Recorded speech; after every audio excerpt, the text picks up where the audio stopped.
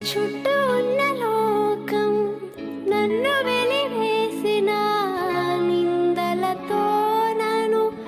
కృంగవేసిన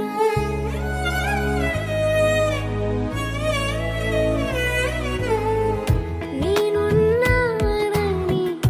అన్నావుగా నీ హస్తం చాపి పిలిచావుగా నేనున్నానని అన్నావుగా నీ హస్తం చాపి పిలిచావుగా కృంగిపోను దేవా నేను విడిచిపోను దేవా నీ పాదాల చింత